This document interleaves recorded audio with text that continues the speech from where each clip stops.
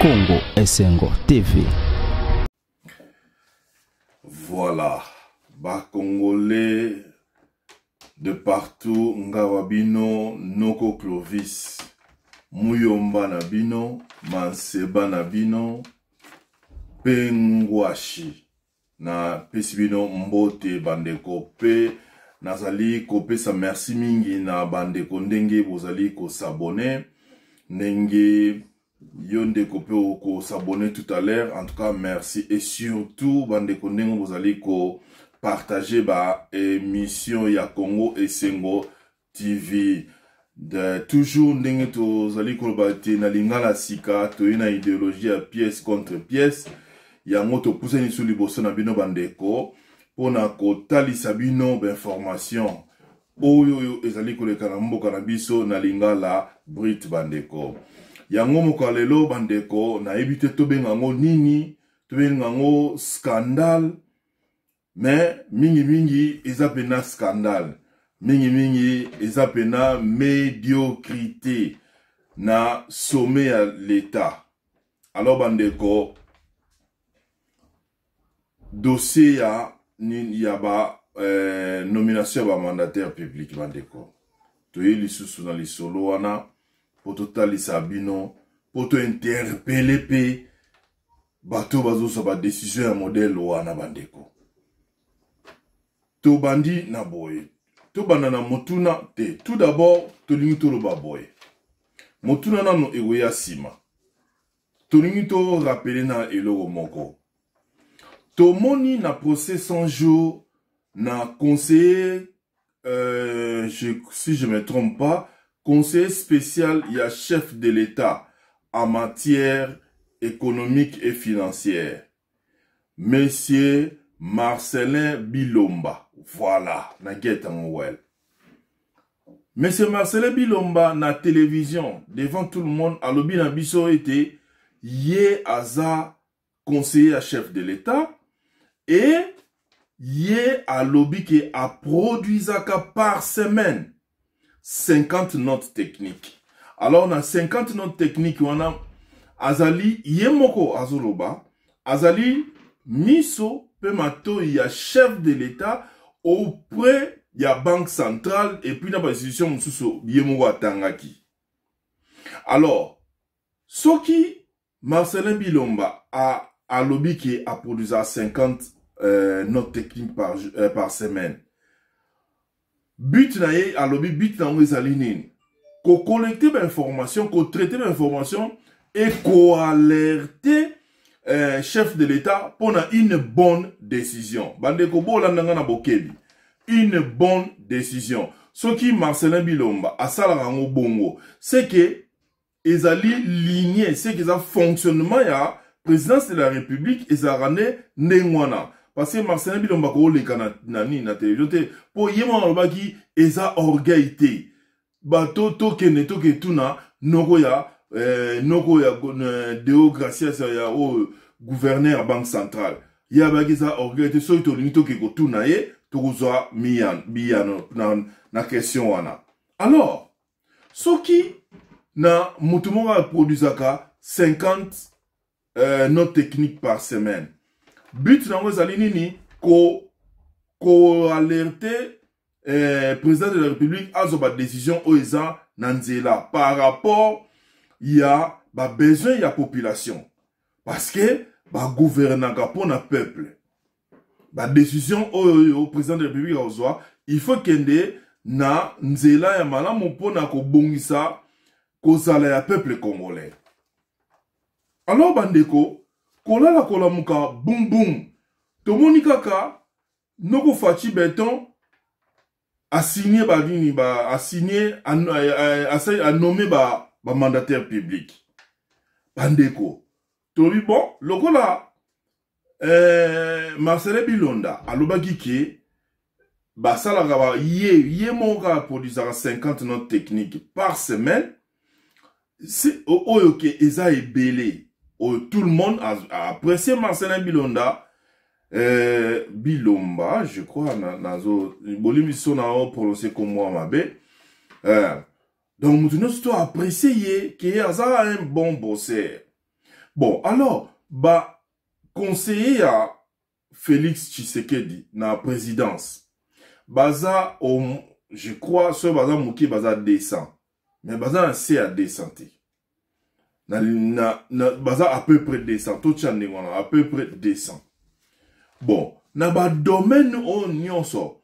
Donc, ba notre technique o bazoka. Yango eko produire biso ba nomination neti na SCTP, Société Commerciale de Transport des Ports, ex-ONATRA, bandeko. Banoko nanga oya kala, bino obo bimamboka kala, botika ngona kombo ya so ya otako. Voilà. Bake kocha José Makila. Yango, sikoyo ba note technique wana. Résultat nango, eko opesa biso José Makila. 1. José Makila. D'abord, Yemoko José Makila élit député provincial. Élu député national. Élu sénateur. Et quand Yemoko wana nommé mandataire. Bandeko. Yamona mboka Congo, batu bazate bako sala nini, bako sala poste wana. Batu bazate bako sala poste wana. Non, oyo eza, non. Ba note technique oyo, tobenga ngoni. Tobenga ba note technique o tobenga ngo eza ya médiocrité. Na ndenga mukete. Eza médiocrité bandeko. Ah! Bozui José Makila motu oyo azana e politicien. Na mboka na biso Congo tozana ba besoin ba technocrate, ba compagnie neti onatra. Ezo senga un bon technocrate oyo akozala wana pona ko booster compagnie. José Makila a omemani no politique karat. Almani ka politique. Elo nini José Makila omemena biso. Et puis ngana ina tuna. Et là on non José Makila yebi o ba kongole mususu ba yebite na poste wana. Donc na mokila Congo José Makila na yebite ce que José Makila peut-être bon na yebite note technique il y a ba conseiller ya présidence et mpesi résultat José Makila peut-être par rapport ya ndenga ebo bina dans sa kitisela ya mata o abina kan tango noko shina rambo ke nayi ko tala market ya aéroport pour abina ko lekana raja kula yemo mtabimisa dans wana peut-être yangonde bazu comme note technique bazu résultat wana place wana pour ya ebo bina bandeko eza mawa, eza vraiment pas si bandeko. Yango nazo rappeler na ba Congolais de partout bandeko. Dirigeant na biso mogote aya po aya mongsa mboka Congo. Biso petit peuple, photo télé matos en a conscience. Tango bazo sala ba biloko yo boye, bazo sala ba décision boye. Bazo penser te que peuple a sepelate. Bazo Motologa la bena José Makila eza na place ni na Congo oyo muta osepela oyoka komba José Makila. Est-ce ba note technique wana e yebite ke kombo wana bat ba ligne ko yoka on susté na ba place a mine. Ah non. En tout cas, ezala boyeti. Ezalaka boyeti. Tolongena José Makila. Toke na DGI. Na DGI, ezali Direction Générale des Impôts. Ou eza ex-Direction Générale de la Contribution. Bandeko. En tout cas, notre technique ou yaba conseiller ou ba pesibiso non. To yebi que tozana siko na système pièce contre pièce. Donc il faut même notre technique pour que le président de la République ait une bonne décision. Une bonne décision. mutu azalaki na ye kaka chef de bureau na DGI monsieur naluka kombo na ye monsieur Barnabé Mwakadi Mwamba azalaki na ye kaka chef de bureau a lobi nango ba anglais a jump donc a sauté chef de division a sauté sous-directeur a sauté directeur mbala mongo likolo kuna wa DG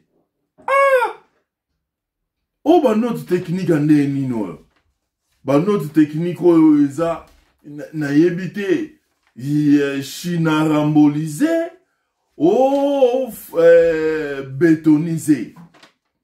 Bah, notre technique. Pa.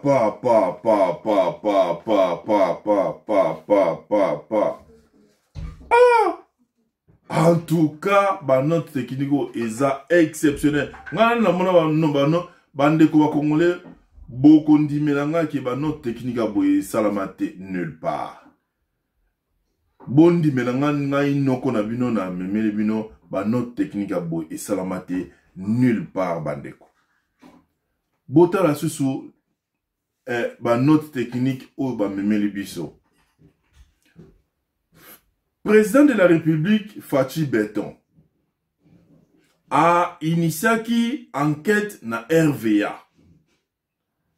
Bon, enquête wana ba annonça ki yango que voilà président de la République a initié l'enquête na RVA dû na ba mégestion. Bandeko, sikoyo, ba ye ko yebisa biso nini biso ba congolais ke toyi ba kino résultat ya enquête wana e boutir na boye e sali na boye. Non.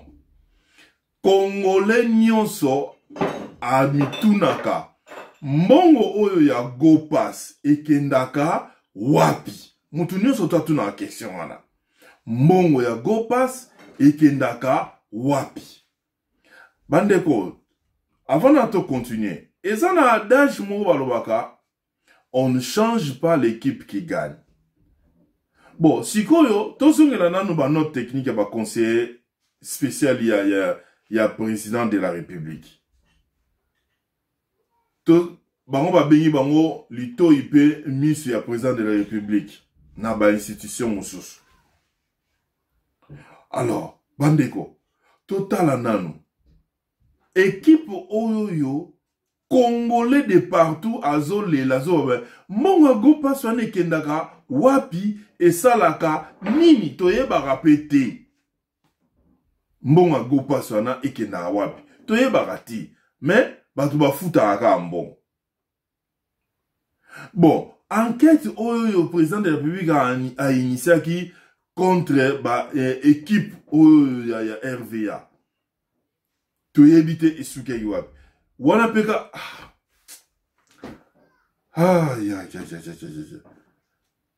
non, makambo il faut changer. Biso to zela ki Fachi au sal la biso au laksabiso le peuple d'abord. Qui dit le peuple d'abord? Et Ninkoloba, ba décision nyonso ko soit. Ezo kende na bolamu ya peuple congolais. C'est ça le bisonne tozaï gozela. Tozaï ko critiquer China Rambo, oh China Rambo azabo, China Rambo azabo. Tozaï ko critiquer. Mais les loyaux, Torolobani, RVA, Bokek au grand note technique, et ça dit que bon reconduire, yo président de la République a reconduire la même équipe. Donc, ce qui va reconduire la même équipe, c'est que c'est une équipe qui gagne. Au moment où, ba Congolais, bazo lela, mbonga go passe ke na wap ba yebite.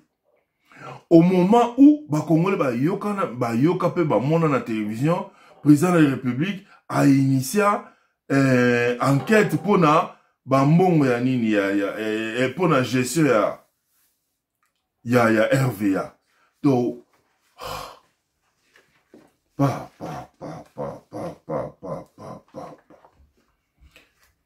Tokesu musika na Ligue maritime congolaise. Ah, Fachi Béton. Ok, qu'on nomme Lambert Mende.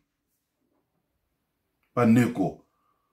Na ebite oyo ezali ba note technique ya genre nini oba pesaka Fachi Béton. Ok, qu'on nomme Lambert Mende. Paneko. Lambert Mende.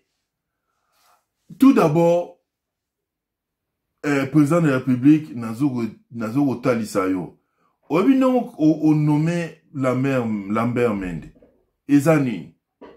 Au décevoir dans le peuple congolais mobimba tout entier. En particulier, population ya Sankourou. Population Sankourou a tellement à marcha à Bengana Lambert Mende na Sankourou azala gouverneur na bangoti. Donc c'est que yo sepe la na honte ne population ya réaction à population. Po yo bon za na bengani mutu nanga ngana ola sabino na pesa epi na poste peso ya munene. Sikototo lobani. La mère mène aux population et bengana na Congo bon. Et puis président Fachi ozalaki na opposition. Yo oyebi ndenge nini population alingaki ta komona lisusu Lambert Mende te na nini. Oyebi yango. Mais yo wana pièce contre pièce ba memelo ba note technique. Oh non, Lambert Mende akende kuna. Ah! Non, oh yo. Donc, oba benyin, oba anglais babara overall. Donc, dans la nyonso oyo. Il a qui se fait na médiocrité. Na ndenga mukete. Sikoyo, suite, to komina ko banga na makamu nyonso, na ma décision nyonso za goya. Parce que tout le monde a que ils ont la décision montée oh yo et goya pona bolamu ya peuple congolais. Ba décision no se bozo sala peuple congolais azole la case après. En tout cas bandeko ngai na tikeli bino botinda ba suggestion na bino. Comme ça tokoya lisusu na édition goya pour to répondre na ba question. Peto to tanga ba suggestion na bino ne yango na kei na lombango mingi na kopesa un spécial, un grand merci, un spécial dédicace aussi na bienvenue Makngwata na Anissa Baote, le couple le plus lucide ya Grande-Bretagne. Et na Boussanité, la fille la plus stylée, Brenda Mobiala, la Pamba, moi na Manchester. Noko nanga Dodon Pongo, yoza partenaire privé, na pesi omgote siko zali. Noko nanga lelo petit lobby, noko nanga kati merveille Kenzo. Yo angwana. Na bosanité Saint-Tiche Marie, petite sœur ya merveille Kenzo na kin. Na pesi ombote, na bosani pété, le couple le plus mbinga. Ya London, papa te di mbela na mama bébé mbele. Et kiri ba maman lokumu. Ya bino spécial dédicace na présidente Olga Mboyi. Et kiri la plus respectée à Grande-Bretagne. Na pesi bino mbote mingi epi epai bozali. Pe na encourager bino na ndenge bozali ko encadrer ba mama. Sans oublier Noko nanga kati Eloy mwanga nde na pesi yo mbote. Pona